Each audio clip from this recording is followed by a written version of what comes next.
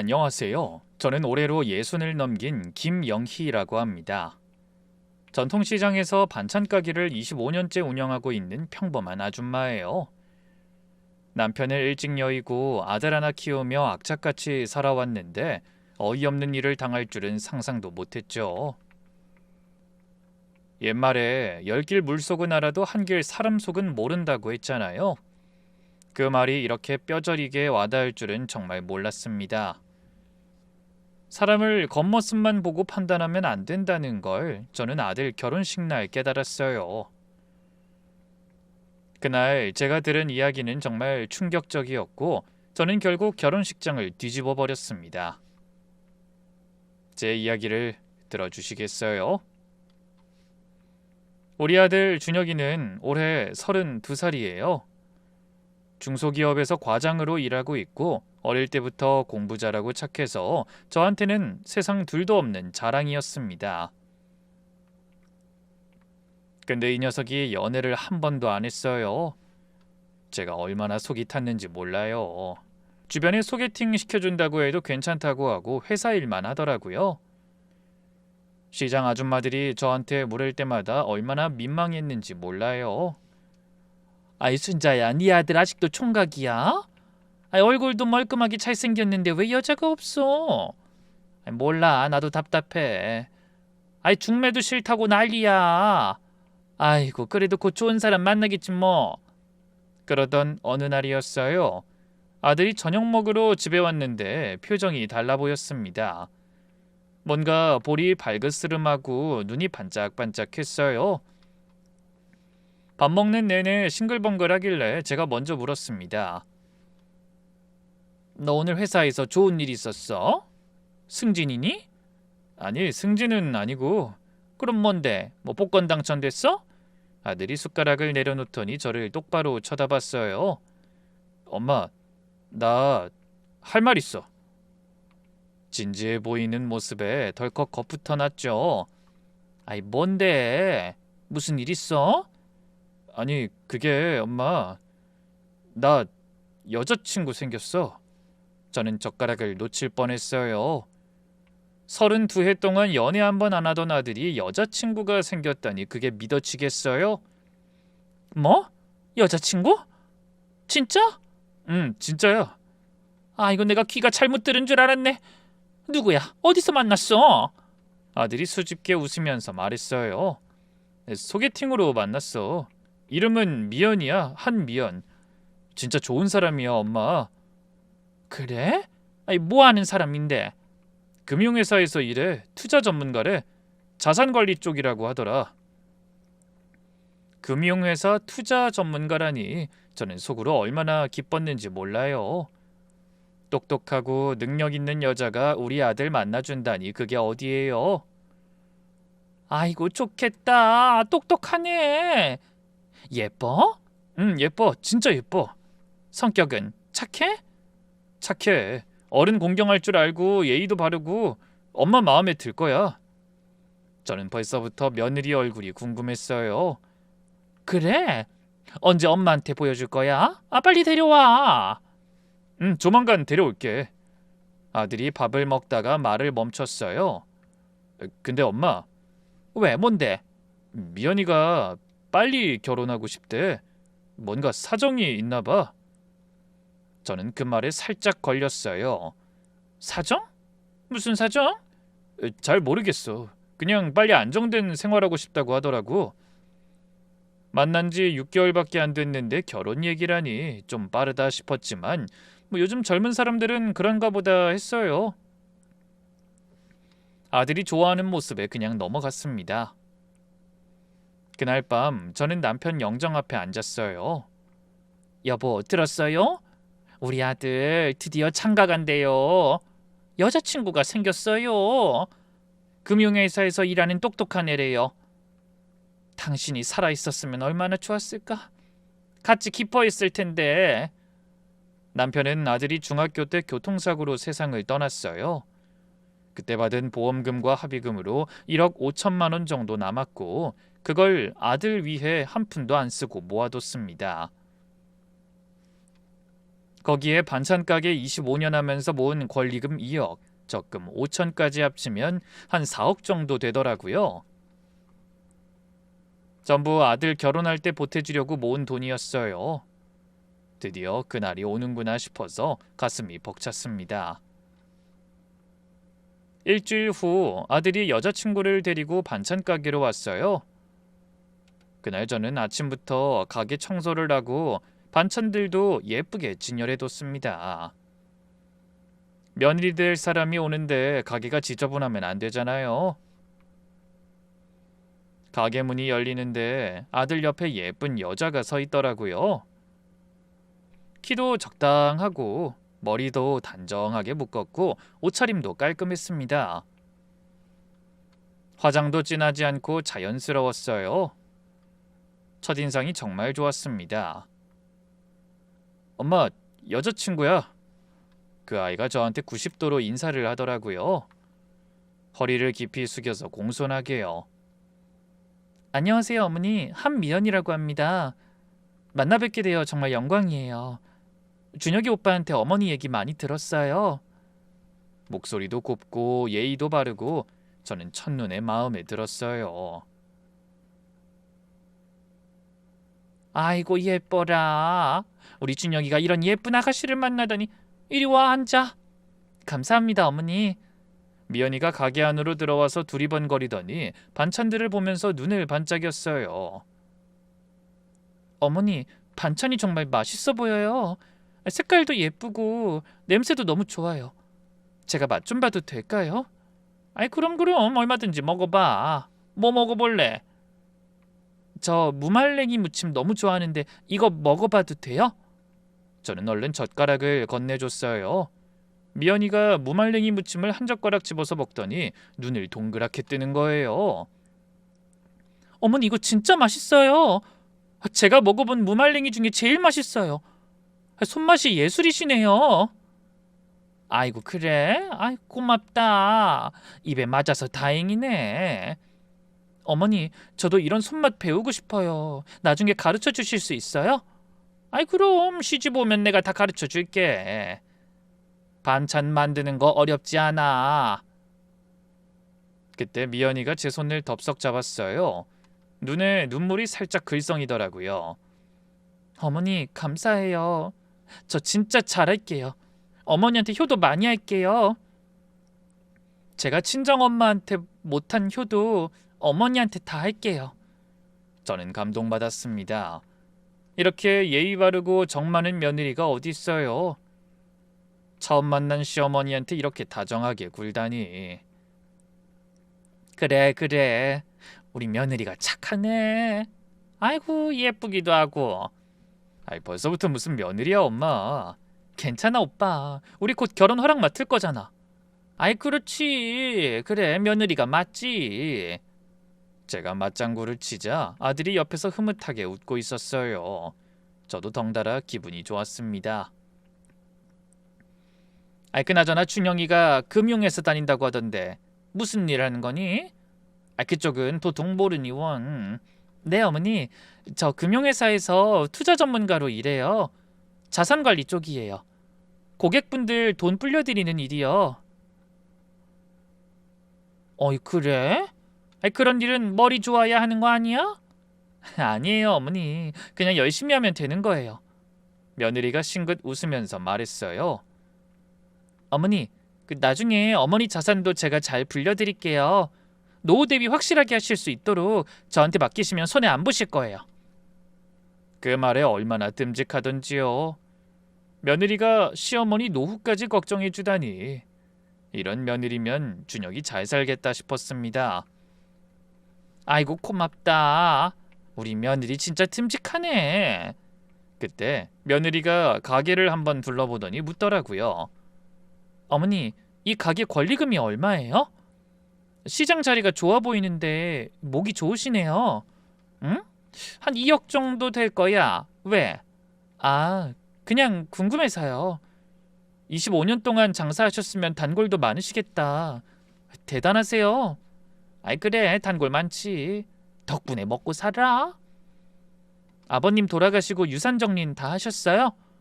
보험금이나 합의금 같은 거요. 다 정리했어. 그건 왜? 나중에 제가 어머니 자산 관리해 드리려면 알아야 해서요. 미리 파악해두면 좋잖아요. 며느리가 시어머니 재산 관리해 준다니 얼마나 고맙던지 더 좋은 모습만 보이더라고요. 그날 아들이 며느리를 데려다 주러 나가면서 저한테 물었어요. 엄마, 미연이 어때? 마음에 들어. 예쁘고 착하고 똑똑하고. 이런 며느리 어디서 구해? 그치? 나도 진짜 마음에 들어. 잘 만났어. 잘 사겨라. 아들이 환하게 웃었어요. 그 모습이 어찌나 행복해 보이던지 저도 덩달아 기뻤습니다. 그로부터 한 달 후에 상견례를 했어요. 고급 한정식집에서 만났는데 저는 아침부터 긴장이 돼서 옷을 5번이나 갈아입었습니다. 예식장에 도착하니까 미연이네 가족이 먼저 와 있었어요. 사돈들은 순박하고 예의 바른 분들이었습니다. 처음 뵙겠습니다. 미연이 아버지 한철수입니다. 안녕하세요. 전 미연이 어머니 이영순이에요. 잘 부탁드려요. 사돈어른은 조용하고 점잖은 분이었고 사돈댁은 인상이 후덕했어요. 저는 속으로 좋은 집안이구나 싶었습니다. 저는 준혁이 어머니 김순자입니다. 반갑습니다. 아이고 반갑습니다. 준혁이가 효자라고 들었어요. 어머니 혼자서 키우셨다면서요? 대단하세요. 아니에요. 제가 뭘요. 그냥 악착같이 살았을 뿐이에요. 음식이 나오고 우리는 이런저런 얘기를 나눴어요. 분위기가 좋았습니다. 근데 사돈어른이 미안한 표정으로 말씀하시더라고요. 저희가 형편이 넉넉하지 못해서 혼수 준비를 많이 못 해드릴 것 같습니다. 죄송합니다. 저는 그 말에 좀 의아했어요. 미연이가 아버지가 중소기업 임원이라고 했거든요. 근데 형편이 어렵다니 말 못할 사정이 있는가 보다 했어요. 아이 괜찮아요. 요즘 세상에 혼수가 뭐 중요해요. 애들이 잘 살면 되죠. 감사합니다. 넓은 마음으로 이해해 주셔서. 미연이가 그때 나가서 말했어요. 어머니, 제가 금융 쪽에서 일하니까 양가 어른들 노후자금 제가 관리해 드릴게요. 확실하게 불려 드릴게요. 저한테 맡기시면 은행 이자보다 훨씬 나아요. 사돈댁이 끄덕이면서 말했어요. 맞아요. 저희도 미연이한테 노후자금 맡겼어요. 이 아이가 투자를 잘한다고 해서 벌써 수익도 좀 났어요. 저는 그 말에 대단하다 싶었어요. 친정 부모 노후까지 챙기는 효녀라니 우리 집안에 복이 들어오는구나 했습니다. 그렇게 상견례는 화기애애하게 끝났어요. 결혼식 날짜도 3개월 뒤로 잡았고 저는 정말 행복했습니다. 근데 상견례 끝나고 화장실 가는 길에 이상한 광경을 봤어요.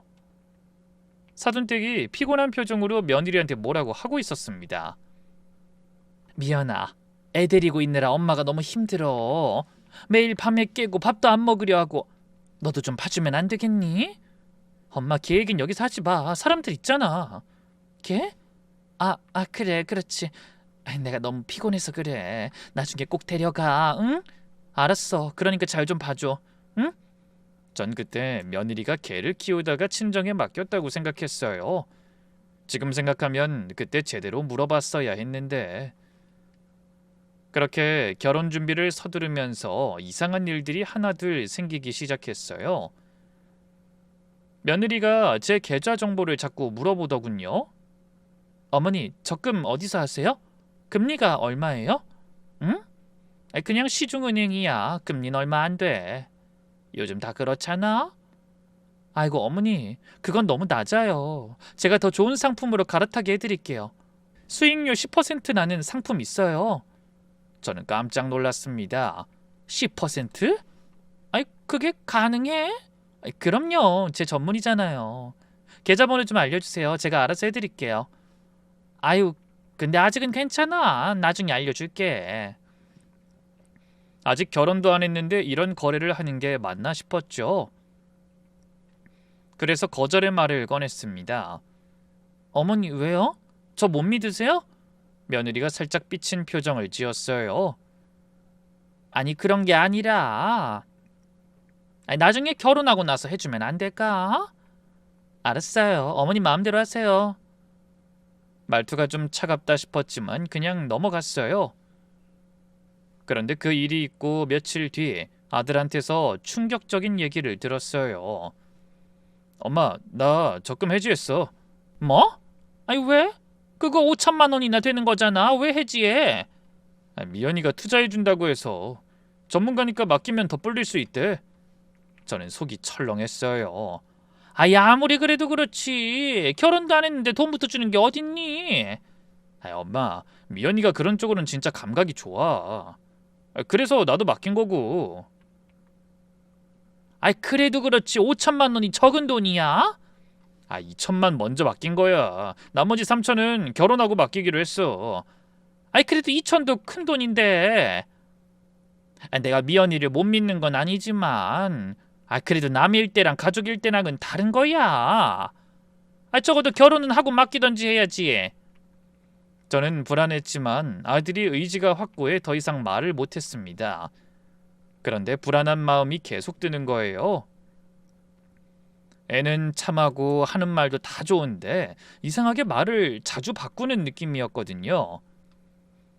저번에 상견례 하기 전에 외동이라고 알고 있었는데 상견례 후에는 갑자기 오빠가 있다고 하더군요. 너 외동이라며? 오빠가 있었어? 네. 그 오빠가 있는데 사이가 안 좋아서 연락 안 해요. 없는 사람 취급하는 거예요. 왜? 무슨 일 있었어? 집안 문제라서요. 말씀드리기 좀... 저는 이상하다 싶었지만 집안 사정이라니까 더 묻지 않았습니다. 그렇지만 의심이 결국 쌓여서 아들과 며느리 몰래 탐정사무소를 찾아갔어요. 저기, 제 며느리 될 사람 좀 알아봐 주실 수 있어요? 이 탐정이라는 분이 제 얘기를 듣더니 고개를 끄덕였어요. 네, 의뢰받겠습니다. 성함이랑 기본 정보 주시면 조사해 드릴게요. 다만 조사할 시간이 좀 걸립니다. 얼마나요? 최소 2주에서 한 달 정도요. 꼼꼼하게 하려면 시간이 필요해요. 전 그렇게 며느리 뒷조사를 맡겼어요. 솔직히 정말 죄책감이 많이 들었어요. 결혼할 애들이 알면 결혼 파토날 수도 있겠다 싶었지만 뭐 어떡해요. 제 마음이 계속 뒤숭숭한걸요. 탐정사무소에서는 늦어도 결혼식 날 아침까지는 조사를 마치고 연락 주겠다고 하더군요. 그리고 결혼식의 날이 밝았습니다. 한복 차려입고 거울 앞에 섰는데 눈물이 나더라고요. 혼자서 이 아이 키운다고 얼마나 고생했는지 그 세월이 주마등처럼 지나갔습니다. 남편이 죽고 나서 저는 매일 새벽 4시에 일어나서 반찬 만들었어요. 아들 학원비 대느라 몸이 부서지게 일했고 밤 늦게까지 가게 지키고 집에 오면 쓰러지듯 잤습니다. 그렇게 25년을 살았어요. 예식장에 도착하니까 시장 상인들이 다 와 있더라고요. 정육점 아주머니, 채소 파는 사장님, 생선가게 이모, 다들 축하한다고 와주셨어요. 순자야 축하해. 드디어 아들 장가가는구나. 고마워요 언니. 올 것도 없는데 다들 와주셔서 어떡해요. 야 니가 얼마나 고생했는데. 오늘 실컷 울어. 우리가 다 알아. 언니들 덕분이야. 진짜 고마워. 저는 정말 행복했습니다. 탐정사무소에서 연락이 없는 것도 좋은 징조라고 생각했어요. 별거 없으니 연락이 아직 안 오나 싶었죠. 괜스레 미안한 마음에 신부 대기실에 가서 며느리를 봤는데 웨딩드레스를 입은 모습이 정말 예뻤어요. 하얀 드레스에 면사포까지 쓰고 있으니 천사 같더라고요. 아유 미연아 예쁘다. 우리 며느리 최고야. 어머니 감사해요. 미연이가 제 손을 잡으면서 말했어요. 어머니 저 진짜 잘할게요. 어머니한테 오래오래 효도할게요. 그래, 그래. 말만으로도 너무 고마워. 근데 한쪽에서는 젊은 여자들이 뭐라고 웅성거리는 게 보였어요. 그 중에 한 명은 얼굴이 벌개져 있었는데 술을 벌써 마신 것 같더라고요. 며느리가 그 친구한테 다가가서 뭐라고 하는데 표정이 좀 안 좋았습니다. 아무래도 며느리 친구인 듯 했어요. 야, 민지야, 너 술 마신 거야? 지금 몇 시인데 벌써 술이야. 왜? 축하하는데 한잔하면 안 돼? 진짜. 오늘만 좀 참아. 알았지? 알았어, 알았어. 저는 그냥 친구들끼리 무슨 얘기가 있나 보다 하고 넘어갔어요. 그리고 식시작이 30분 정도 남았을 때 저는 식도중에 화장실 가는 일을 방지하려고 미리 화장실을 들렀습니다. 진짜 배 아프다, 배 아파. 야, 민지야, 왜 또 그래? 오늘 미연이 결혼식인데 좀 참아. 기분 잡치게 왜 그래? 참아? 내가 왜 참아? 미연이 척골 좀 봐라. 웨딩드레스 입고 새 신부 행세하고 있잖아. 야, 쉿. 그런 소리 여기서 하지 마. 누가 들으면 어떡해. 들으면 어때? 진짜 나 너무 빡쳐. 어떻게 저런 애가 저렇게 멀쩡한 남자한테 시집가냐? 저는 귀를 쫑긋 세웠습니다. 뭔가 이상한 얘기 같았어요. 야, 그만해. 미연이 들으면 너 죽어. 신랑 봤어? 잘생겼더라. 중소기업인데도 연봉이 좀 된다며? 거기다 시어머니 재산도 꽤 있다던데? 그래서 그게 뭐 어때서? 뭐 어때서냐니? 저런 달코 다른 애가 저런 남자 만날 자격이 있어? 내가 총대 메고 신랑한테 확 꼰지를까? 어떻게 그런 걸 속이고 시집을 가? 순간 저는 심장이 쿵 내려앉는 기분이었어요. 야, 미쳤어? 조용히 해. 신랑은 모를 거 아니야. 미연이 애 있는 거. 유부남 사귀어서 애까지 낳은 거. 하기야, 서류상으로는 깨끗하지. 결혼한 적은 없으니까. 저는 손으로 입을 틀어막았습니다. 이게 다 뭔 소린가 싶었어요. 유부남의 애라니. 목소리 낮춰. 진짜 누가 들어. 왜? 사실인데. 미연이 애 낳은 거 모르는 사람 있어? 우리 다 알잖아. 지금 미연이 엄마가 그 애 키우고 있잖아. 그래도 여기서 그런 얘기하면 안 되지. 빚이 수천만 원이라더라. 카드 빚에 사채까지. 중소기업도 아닌 완전 이름도 없는 가게 경리로 일하면서 무슨 빚을 그만큼 졌는지. 그 와중에 또 남자 하나 잡아서 완전 뜯어먹으려고. 저는 온몸에 힘이 풀리는 것 같았어요. 다리가 후들후들 떨렸습니다. 손이 떨려서 가방도 못 잡겠더라고요. 그만 좀 해. 알았어. 근데 진짜 불쌍하지 않냐? 시어머니가 시장에서 반찬 가게 한다며. 평생 고생해서 모은 돈 전년한테 다 뜯기겠네. 아유. 야! 나도 미연이처럼 얼굴만 반반하게 생겼으면 저렇게 괜찮은 남자 꼬셔서 시집가지. 진짜 세상 불공평해. 저는 가난해서 한참 동안 움직일 수가 없었습니다. 손이 떨리고 심장이 터질 것 같았어요. 머릿속이 하얘지는 느낌이었습니다. 저는 분노가 치밀어 올랐습니다. 온몸이 불덩이가 된 것 같았어요. 저는 화장실 칸 문을 벌컥 열고 나갔습니다. 세면대 앞에 두 여자가 있었어요. 하나는 얼굴이 벌거내, 하나는 좀 당황한 표정이었습니다. 거울 보면서 화장 고치고 있었어요. 저를 보더니 둘 다 얼굴이 하얘졌어요. 민지라는 애가 술 기운에 비틀거리면서 뒤로 물러섰습니다. 저는 그의 손목을 확 잡았어요. 놓칠까봐 꽉 잡았습니다. 너 지금 무슨 소리 한 거야? 저는 그냥 미연이가 유부남 사이에서 애 낳았다는 거 그거 다 진짜야? 말해봐. 민지가 벌벌 떨면서 대답을 못했어요. 술 기운이 확 깨는 것 같았습니다. 옆에 있던 애가 도망가려고 하길래 제가 소리쳤습니다. 거기서! 도망가면 죽어! 그 애도 멈췄어요. 너희들 다 똑바로 대답해. 지금 한 말 다 사실이냐고! 거짓말이면 가만 안 둬? 민지가 고개를 숙이더니 작은 목소리로 말했어요. 네, 다 사실이에요. 저는 눈앞이 캄캄해지는 것 같았습니다. 미연이가 진짜 애가 있어? 유부남하고 사이에서 낳은 애라고? 네. 지금 미연이 엄마가 키우고 있어요. 미연이 친아들이에요. 그 유부남은 누군데? 그건 잘 몰라요. 미연이가 안 알려줬어요. 유부남인 건 확실해요. 빚은 몇 천만 원이라는 거 진짜요? 네, 제가 아는 것만 3천만 원인데 이자 돌려막기 아니라 난리라고 했거든요. 들을수록 가관이었어요. 금융회사 투자 전문가 아니고 경리라는 것도? 네, 월급 220만 원짜리 중소기업 경리예요. 그마저도 얼마 전에 퇴사해서 지금은 백수고요. 저는 이가 갈렸습니다. 처음부터 끝까지 다 거짓말이었어요. 미연이가 저한테도 돈 빌렸어요. 500만 원이요. 그거 못 받으면 안 되니까. 저는 더 이상 들을 수가 없었습니다. 그때 제 전화가 울렸습니다. 탐정사무소였어요. 저는 쎄한 느낌을 지울 수 없었습니다. 떨리는 손으로 전화를 받았습니다. 사모님, 급한 대로 중요한 것만 조사 완료했습니다. 아직 시작한 거 아니죠? 꼭 들으셔야 해요.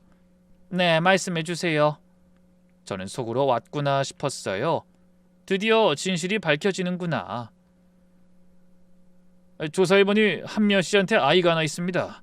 3월생 남아입니다.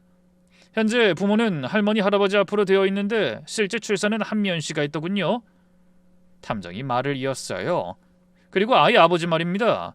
당시 유부남이었더군요. 한미연 씨는 불륜으로 아이를 낳았습니다. 그 아이는 지금 한미연 씨 부모님이 키우고 있고요. 그렇군요. 그리고 금융회사 투자 전문가라고 하셨는데 사실이 아닙니다.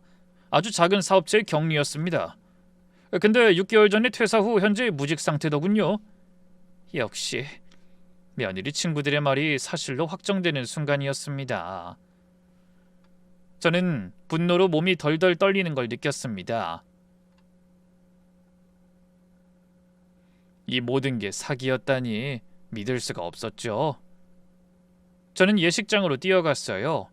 한복 치마를 움켜쥐고 뛰었습니다. 예식장에 들어서니까 이제 막 시작되려고 하고 있었어요. 직원이 제게 빨리 앉으라며 손짓을 하더군요. 근데 제 눈에는 아무것도 안 보였습니다. 오직 저 웨딩드레스를 입은 사기꾼만 보였어요. 저는 소리쳤어요. 목이 터져라 소리쳤습니다. 멈춰! 이 결혼 못해! 하객들이 일제히 저를 돌아봤어요.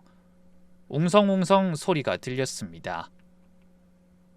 뭐야, 저 사람 누구야? 신랑 어머니 아니야? 왜 저래? 저는 단상 앞으로 뛰어갔어요. 사람들을 밀치고 앞으로 나갔습니다. 이 여자 사기꾼이에요. 처음부터 끝까지 다 속이고 결혼하려 한 거라고요. 며느리가 얼굴이 하얘지더니 눈물을 글썽이면서 말했어요. 어머니 무슨 말씀이세요? 갑자기 왜... 시침이 뗄 거야?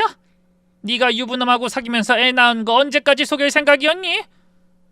하객들이 웅성거리기 시작했어요. 사돈들도 얼굴이 굳어졌습니다. 그것만 속인 것도 아니지. 너 경리라며? 투자 전문가 아니고. 도대체 나한테 거짓말 안 한 게 있긴 하니? 며느리가 순간 당황하더니 바로 눈물을 흘리기 시작했어요. 어머니 오해해요. 누가 그런 거짓말을... 저를 모함하는 거예요. 저는 그 뻔뻔한 모습에 더 화가 났습니다. 지금 이 상황에서 눈물이 나와? 모함? 네 친구 민지라는 애가 직접 말했어. 방금 화장실에서 다 듣고 오는 참이다. 민지가요?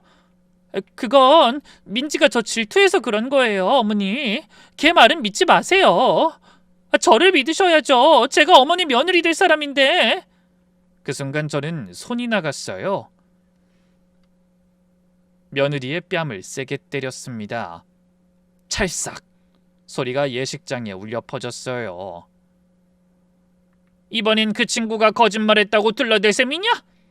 거짓말에 밥 먹듯이 하는 년. 내가 이미 다 조사했어. 결과가 방금 나왔는데 네 친구가 한 말이랑 똑같아. 우리 아들 인생을 가지고 장난쳐? 이 사기꾼 년이. 며느리가 뺨을 잡으며 비명을 질렀어요. 아! 며느리가 넘어지면서 바닥에 주저앉았어요. 저는 웨딩드레스를 잡고 끌어당겼습니다. 너 처음부터 우리 집 재산 뜯어먹으려고 작정한 거지? 아파요, 나요. 네가 한 짓 생각하면 이걸로도 모자라. 네가 우리 아들 인생을 망쳐? 며느리가 제 손을 핥히면서 저항했어요. 손톱에 긁혀서 피가 났지만 저는 안 놨습니다. 내 아들한테 온갖 거짓말 다 해놓고 금융회사 투자 전문가? 이 사채에 빠진 년이. 빚이 수천만 원이면서 투자를 해줘? 누구 돈으로? 나한테 그 말 할 때부터 우리 집 재산도 노리고 있었지? 며느리가 표독스러운 표정으로 저를 밀어서 넘어뜨렸어요. 저는 바닥에 쓰러졌습니다. 한복 치마가 찢어지는 소리가 났어요. 웨딩홀은 순식간에 아수라장이 됐습니다. 웨딩드레스가 찢어지고 부케가 바닥에 나뒹굴었어요. 하객들이 비명을 지르고 예식장 직원들이 달려왔지만 우리를 적극적으로 말리지도 못했죠. 난리가 났어요. 근데 저는 멈출 수가 없었습니다. 분노가 온몸을 집어삼켰어요. 저는 일어나서 며느리를 다시 잡았어요. 유부남을 만난 것도 모자라서 애까지 낳아? 그 애는 지금 네 부모가 키우고 있다며? 어머니 제발 그만해요. 사람들 보잖아요. 사람들이 보면 어때? 네가 한 짓을 알아야지. 그때 아들이 달려왔어요. 엄마 미연아 그만해. 무슨 짓이야? 아들이 우리 사이에 끼어들었습니다. 며느리가 바로 아들 뒤에 숨으면서 울먹였어요. 오빠, 어머니가 갑자기 날 때려. 나 무서워. 저는 그 모습에 더 분노가 치밀어 올랐어요. 저것 봐라. 이 상황에도 내 아들을 방패로 써? 네가 지금 뭘 잘못했는지 모르는 거야? 저 잘못한 거 없어요. 다 오해예요. 어머니가 어디서 이상한 소리 듣고 와서 그 어디서가 탐정사무소다 이거사. 매번 내 계좌, 내 금융정보 묻는 게 수상해서 알아봤다. 이제 됐어? 저는 아들을 밀치고 그년한테 다시 달려들었어요. 그리고 머리채를 잡고 흔들었습니다. 내가 가만히 있을 줄 알아? 너 같은 건 아예 얼굴도 못 들고 다니게 만들어야 해. 아들이 저를 말리면서 소리쳤어요. 엄마 일단 진정 좀 해봐. 저는 아들을 붙잡고 말했습니다. 숨이 차서 헐떡거렸어요. 야 춘혁아, 저 여자 말 듣지 마. 전부 다 거짓말이야. 엄마 차분하게 이야기 좀 해봐. 무슨 일인데 대체? 내가 방금 화장실에서 무슨 소리를 들었는 줄 아니? 뭘 들었는데? 대체 뭘? 저는 하나하나 말해줬어요. 목소리가 떨렸지만 참았습니다. 저 여자가 전에 유부남이랑 만나서 애까지 낳았단다. 그 애는 네 장인 장모 될 사람들이 키우고 있고. 아들 얼굴이 굳어졌어요. 뭐? 그리고 빚이 수천만 원이나 된대. 카드 빚에 사채까지. 그래 뭐 빚이야 그렇다고 쳐. 지가 빌린 돈 지가 갚으면 내가 할 말 없으니까. 그게 무슨 소리야?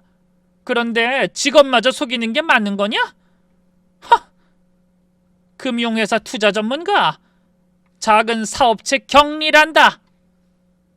그마저도 반년 전에 퇴사했다는데 너한테 다 거짓말한 거야. 아들이 충격받아서 며느리를 돌아봤어요. 미연아, 이게 다 사실이야? 며느리가 또 눈물을 흘리면서 고개를 저었습니다. 연기하듯 울더라고요. 오빠, 다 오해야. 민지가 날 질투해서 거짓말한 거야. 제발 믿어줘. 오빠는 날 믿어줘야지. 애는? 엄마 말대로 네가 낳은 애가 있어? 그건 내 애 아니야. 친구 애 잠깐 봐준 건데 오해한 거야. 진짜야 오빠. 그럼 빚은? 그건 학자금 대출 좀 남은 것뿐이야. 수천이나 되겠어? 오빠, 민지가 다 부풀려서 말한 거야. 얼마 안 돼, 진짜야. 지금 거짓말을 또 해? 어머니 제발 저 좀 믿어주세요. 저 오빠만 사랑해요. 그런 거 다 유언비어라고요. 아들이 흔들리는 게 보였어요. 며느리가 또 울면서 아들 손을 잡으려고 했습니다. 오빠, 나 오빠만 사랑해. 제발 날 믿어줘. 어머니가 오해하신 거야. 저는 답답해서 미칠 것 같았어요. 아들이 여우 같은 여자에게 홀라당 넘어갈까봐 무서웠습니다. 야, 이 답답한 놈아. 저년 말을 왜 들어? 작정하고 너 속이려는 인간인데 상황 파악을 해. 제3자에게 물어봐야 할 거 아니야. 아들이 저를 쳐다봤어요. 얼굴이 창백했습니다. 엄마, 근데 이게 다 사실이라는 증거가 있어? 증거? 내가 직접 들었잖아, 내 귀로.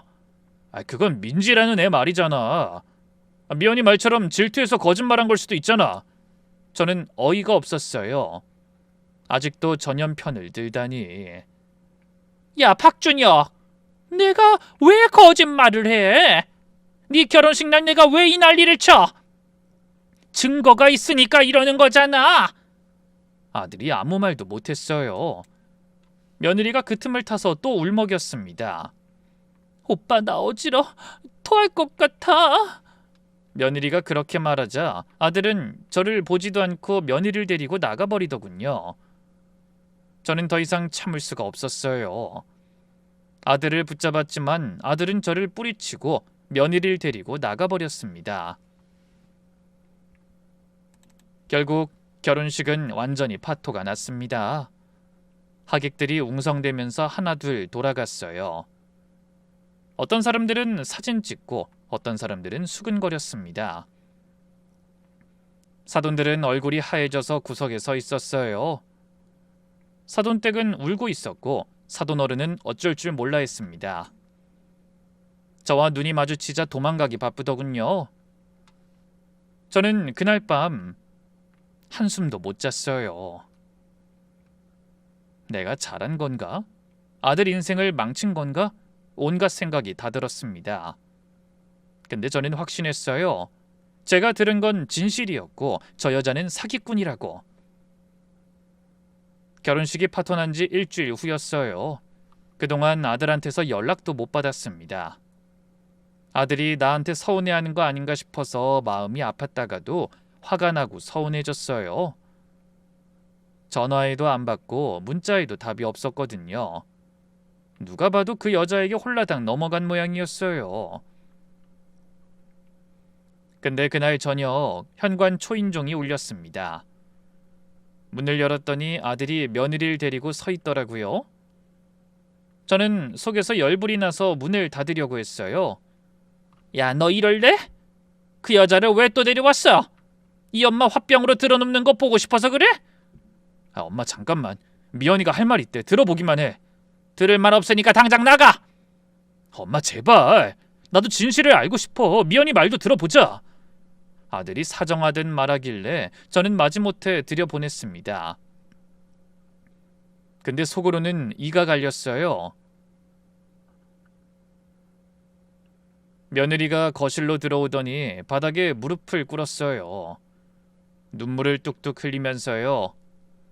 어머니 죄송해요. 제가 잘못했어요. 다 제 잘못이에요. 저는 팔짱을 끼고 서서 쳐다봤습니다. 그래, 뭘 잘못했는데? 똑바로 말해봐.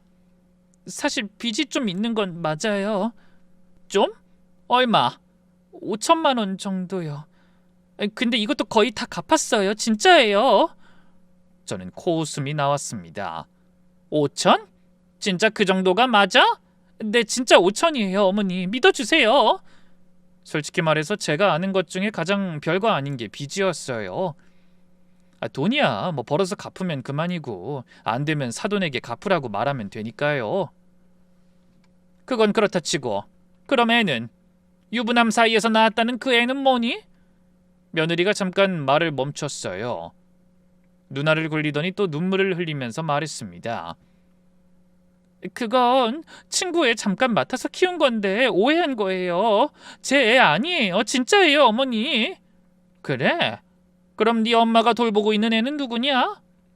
며느리 얼굴이 순간 굳더니 바로 다시 표정 관리를 했어요. 그건 다른 손주예요. 저 말고 오빠가. 오빠? 너 외동이라며 오빠가 있었어? 그럼 상견례에는 왜 안 왔니? 그게 사실 배다른 오빠가 있어요. 연락 안 하는 오빠요. 그 오빠 애를 엄마가. 말이 꼬이기 시작하더군요. 거짓말 위에 거짓말을 하니까 앞뒤가 안 맞을 수밖에요. 저는 속으로 역시 거짓말쟁이는 어쩔 수 없구나 싶었습니다. 이년은 숨쉬듯이 거짓말을 해요. 아들이 며느리를 쳐다봤어요. 미연아, 네가 말한 거 다 맞아? 솔직하게 말해. 오빠 다 맞아. 제발 믿어줘. 나 오빠만 사랑해. 그때 전화가 울렸어요. 제 전화였고 액정에는 탐정사무소라고 적혀 있었죠. 저는 일부러 며느리 보란 듯이 스피커폰으로 돌려서 탁자 위에 올려두고 전화를 받았습니다. 사모님, 조사 완료됐습니다. 급한 거라 약속 날짜 아닌데도 연락드렸어요. 괜찮아요. 말씀해주세요. 조사하신 거요. 그리고 이 자리에 아들도 있으니까 확실하게 증거를 대가면서 말해주세요. 일단 그 여자가 유부남과 사귀었고 애가 있었다는 증거가 있나요? 네. 한면 씨가 출산한 병원에서 출산 동기를 만났습니다. 한면 씨가 그곳에 있었다고 하더군요. 그리고 그 유부남과 어렵게 연락이 닿아서 이야기를 다 들었습니다. 그 말에 아들과 며느리 얼굴이 순간 확 굳었습니다. 알고 보니 한면 씨가 그 유부남에게 아이 존재를 폭로하겠다고 협박하면서 돈을 요구한 사실이 있습니다. 그 유부남에게 직접 들었고 녹음본까지 있습니다. 뭐? 그 일로 공갈미수로 고소당해서 벌금 500만 원 낸 전과 기록이 있습니다. 그리고 빚이 있는 것도 확인했습니다. 카드빚 5천만 원, 사채 3천만 원, 합계 8천만 원이나 있더군요. 저는 기가 막혔습니다. 유부남을 사귀고 애까지 낳은 것도 모자라 돈까지 뜯어내려고 하다니. 게다가 고소당해서 벌금까지 냈다는 이야기를 들으니 기가 차더군요. 그리고 빚은 있다고 자백했지만 금액을 줄여서 말했고요. 아주 거짓말이 일상화되어 있는 듯 했습니다. 이년이 진짜. 아들이 며느리를 쳐다봤어요. 눈이 흔들리고 있었습니다. 미연아, 이것도 사실이야? 며느리가 고개를 숙이더니 아무 말도 못했습니다. 처음으로 말문이 막힌 거예요. 하긴 친구가 말하는 거랑 탐정사무소에서 증거까지 대가며 말하는 거랑은 무게가 다르잖아요. 게다가 탐정은 제3자예요. 며느리를 아는 사람도 아니었으니 객관적일 수밖에요. 탐정이 계속 말했어요. 그리고 전 직장권으로 더 말씀드릴 게 있습니다. 한면 씨가 이전에 다니던 회사에서 업무상 횡령으로 해고당한 기록이 있더군요. 이것도 한면 씨 전 직장이 찾아가서 직접 들은 내용입니다. 그 횡령 직원이 한면 씨라는 걸 사장 입으로 직접 들었고요. 이것도 녹음본 있습니다. 횡령? 갑자기 튀어나온 생소한 단어에 저도 당황했습니다. 까도 까도 새로운 일이 터지는 걸 보니 제 속이 더 터질 지경이었죠. 격리직이셨는데 회사 돈 1,000만 원을 횡령했습니다. 합의로 고소는 취하됐지만 기록은 남아있고요. 세상에. 저는 며느리를 노려봤어요. 며느리가 바닥을 보면서 입을 꽉 다물었습니다. 더 이상 변명할 말이 없는 거예요. 탐정이 서류를 한 장 더 꺼냈어요. 마지막으로 한면 씨와 대화를 나눈 친구분의 카카오톡 대화 내용입니다. 여기 중요한 사실이 하나 있어서요. 저는 서류를 받아들었어요. 읽어내려가면서 손이 떨렸습니다. 며느리가 친구에게 보낸 카톡이었어요. 시어머니 재산이 4억은 돼. 아버지 유산에 가게 권리금에 적금까지. 신랑 돈 5천에 우리 엄마 아빠 돈까지 하면 5억 넘어. 다 현금화해서 동남아 가면 평생 놀고 먹을 수 있어. 1년만 버티고 해외 다닐 거야. 저는 눈앞이 빨개지는 것 같았어요. 온몸에 피가 거꾸로 솟는 느낌이었습니다. 희년이 진짜. 처음부터 우리 돈 빼앗아서 도망갈 생각이었어? 그리고 한면 씨 친정 부모님 노후자금 8천만 원 중 4천만 원은 이미 투자해준다며 빼간 것으로 확인됐습니다. 뭐? 자기 부모 돈도? 네. 그리고 사모님 가게 있는 시장에서 장사하시는 분들한테도 투자해주겠다면서 접근한 정황이 있습니다. 정육점 사장님, 채소가게 사장님 두 분이요. 더 이상 참을 수 없었습니다. 대체 무슨 짓을 저지르려고 했는지 감히 평범한 일반인의 시선에서는 이해조차 안 되더군요. 저는 자리에서 벌떡 일어났습니다. 너 설마 나랑 친한 사람들한테도 접근했어? 이 미친년아, 어떻게 네가 내 주변 사람들에게 그런 짓을... 며느리가 그제야 표정이 변했어요. 울먹이던 표정이 사라지고 차가운 눈빛이 됐습니다. 적당히 하세요. 다 알아들었으니까. 대충 넘어가려고 했더니 탐정사무소에 의뢰를 했어요? 진짜 어이없는 것들이 더하다니까. 일부러 뒷조사 안 할 것 같은 사람들을 골랐는데도... 저는 순간 멍했어요. 인연이 지금까지 울면서 빌던 게 다 연기였구나 싶었죠. 뭐? 며느리가 천천히 일어서더니 저를 똑바로 쳐다봤어요. 눈물 자국이 남아있는데 눈빛은 차갑고 뻔뻔했습니다. 어차피 다 들통났는데 뭘 숨기겠어요. 그래, 다 계획한 거예요, 처음부터. 인연이 지금... 아줌마 같은 시장바닥 장사꾼 뭐가 좋다고 내가 결혼까지 해서 받들고 살아야 해요. 처음부터 결혼 생각도 없었어. 혼인신고 늦게 하자고 하면서 돈만 뜯어서 나올 생각이었는데 재수도 없지. 민지 그년이 다 말할 줄은 몰랐네. 저는 순간 귀를 의심했어요. 뭐라고? 시장바닥 장사꾼? 너 터진님이라고 막말하냐? 왜? 틀린 말이야? 시장에서 반찬 파는 아줌마잖아. 별거 없잖아. 난 그냥 니네 돈이 필요했을 뿐이야. 저는 분노가 폭발했습니다. 온몸이 불덩이가 됐어요. 이 썩을 년! 그 돈 때문에 내 아들한테 접근한 거야? 대체 언제부터? 저는 며느리의 머리채를 잡고 끌어당겼습니다. 이 사기꾼년아! 내가 이 손으로 반찬 팔아서 아들 대학 보냈어! 너 같은 년이 내 아들 인생 망치게 못 둬! 며느리가 발버둥 쳤지만 저는 안 놨어요. 힘껏 잡아서 흔들었습니다. 그리고 저와 며느리가 드자비질하는 동안 아들은 그저 충격받은 얼굴로 며느리를 쳐다봤어요. 미연아, 너 우리 엄마한테 사과하자며. 그런데 이게 대체 무슨 소리야? 정말로 이게 다 맞는 말이야?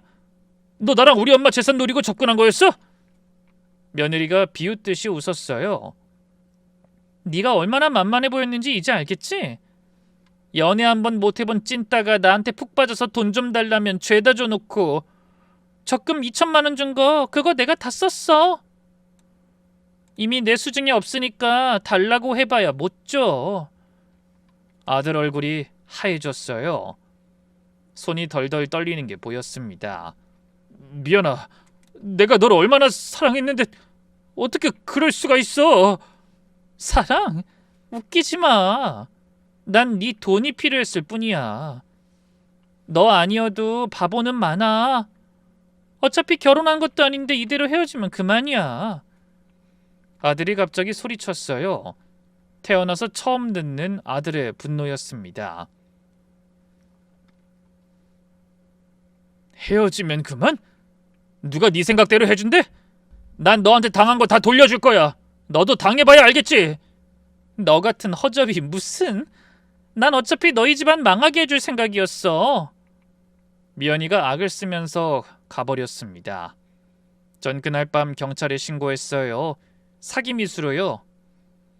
그 후로 몇 달간 법적 절차가 이어졌습니다. 저는 며느리를 사기미수로 고소했어요. 결혼을 빙자해서 재산을 편취하려 한 혐의였습니다. 시장 상인 두 분도 며느리를 추가로 고소했어요. 투자해준다면서 접근해 돈을 받으려 했던 정황이 있었거든요. 정육점 사장님은 500만 원을 줄 뻔했대요. 사돈들도 연락이 왔습니다. 사돈 죄송합니다. 사실은 우리 딸도 당한 거예요. 손주는 불쌍해서 받아준 거고요. 맹세코 불륜으로 낳은 아이인지는 몰랐습니다. 게다가 딸이 남자친구에게 아이 이야기 다 했다고, 결혼하면 데려가서 같이 키울 거라고 해서. 사돈댁이 울면서 전화했어요. 미연이가 투자해준다며 우리 노후자금 4천만 원을 빼갔어요. 그게 저희 평생 모은 돈인데 우리 돈도 돌려받을 수 있을까요? 저는 사돈들도 피해자라는 걸 알았습니다. 그 순박한 분들도 친딸한테 사기당한 거예요. 그렇게 재판이 진행됐습니다. 며느린 법정에서도 뻔뻔했어요. 저는 사기친 적 없어요. 다 오해예요. 결혼하려고 했을 뿐이에요. 재산 목적이 절대 아니었어요. 끝까지 거짓말을 했습니다. 근데 증거가 너무 많았어요. 카톡 기록, 전과 기록, 탐정 조사 내용까지. 결국 판결이 나왔습니다. 사기 미수죄로 징역 1년 2개월 실형이 선고됐어요. 법정에서 며느리가 억울해요! 라고 소리쳤지만 판사님은 꿈쩍도 안 했습니다. 피고인은 조직적이고 계획적으로 피해자 가족을 기망하여 재산을 편취하려 했습니다. 반성의 기미도 보이지 않아 실형을 선고합니다. 민사소송에서도 피해금액 배상 판결이 났어요. 며느리 명의로 된 재산은 거의 없었지만 그나마 있는 것들이 압류됐습니다. 아들이 준 2천만 원 중에서 겨우 절반 정도 돌려받았고 나머지 1천만 원은 사돈이 돌려주더군요. 그나마 부모는 정상적이더군요.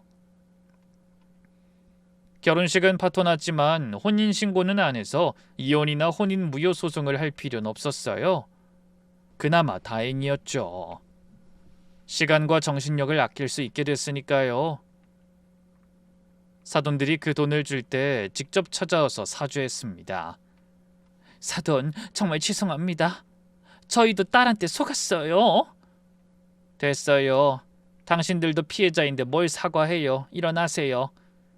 사돈댁이 울면서 말했어요. 미연이가 그렇게 나쁜 애인 줄 몰랐어요. 어떨 때는 착했는데 언제부터 저렇게 됐는지 돈에 눈이 멀었나 봐요. 아이고, 마음 아프시겠어요. 친딸이 부모 가슴에 비수를 찌르다니. 정말 무자식이 상팔자라는 말이 요즘처럼 와닿은 적이 없네요. 저는 사돈들이 불쌍했어요. 딸한테 사기당하고 그 딸 때문에 억지로 손주까지 키워야 하니 얼마나 힘들겠어요. 아들은 한동안 힘들어했습니다. 연인이 사기꾼이었다는 걸 바로 받아들일 수 있는 사람이 있겠어요? 정을 나눴으니 그 정을 정리하는 데도 시간이 오래 걸릴 뿐이죠. 얼마간은 방에만 있고 밥도 안 먹고 회사도 안 갔어요. 그래도 시간이 약이더라고요. 1년쯤 지나니까 아들이 다시 웃기 시작했어요. 그 일이 있고 3년간 많은 일이 있었습니다.